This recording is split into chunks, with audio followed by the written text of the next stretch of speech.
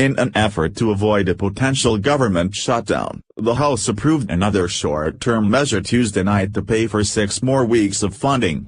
Senate leaders say they're making progress on a 2-year budget deal. Meanwhile, President Trump said he would love to see a shutdown if Congress doesn't agree on immigration reform.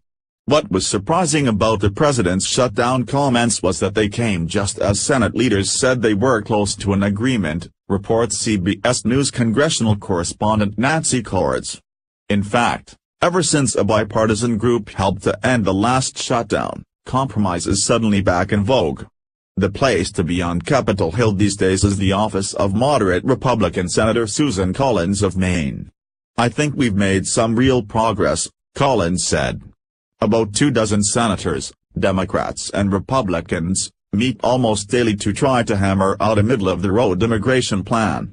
"We're back in the ballgame now," said Republican Senator Lindsey Graham. "Suddenly, it's cool to be bipartisan. We're here for the same reason. We take the same oath," said West Virginia's Democratic Senator Joe Manchin, as he passed around a pledge Tuesday urging Senate colleagues not to run campaign ads against one another. "The only way we can change it is to say we aren't going to participate anymore," Manchin said. "To some it feels a little like the good old days when being able to craft a compromise was a point of honor." Senator Chris Coons, D.Del. Left, and Senator James Lankford, our Oklahoma CBS News. "How do you get back to that place?"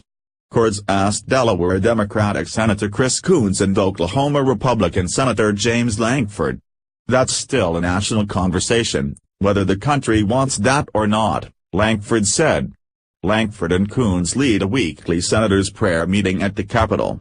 "I do think it's given us a different kind of relationship," Coons said. "But there is kind of a running joke that happens, that it's much harder to stab someone in the back after you prayed for them in the morning," Lankford said. They both said words matter. On Monday, Mr. Trump called Democrats un-American for not applauding during parts of his State of the Union address. "What does that do to the atmosphere around here?" Cordes asked. "A lot of people don't take it as a joke. They take it exceptionally serious," Lankford said. "The extent to which it's troubling is it suggests that he actually thinks in his mind that we have an obligation to stand up and cheer when he speaks. That might be true of the leader of North Korea. It's could never been true of the leader of the United States," Coons said. The 2 senators will play a prominent role in Thursday's national prayer breakfast. What we're still waiting to see is whether all this fellowship can translate to results on an immigration deal. So far there has been a lot of conversation, lots of goodwill, but no consensus on a plan that could actually pass the Senate next week.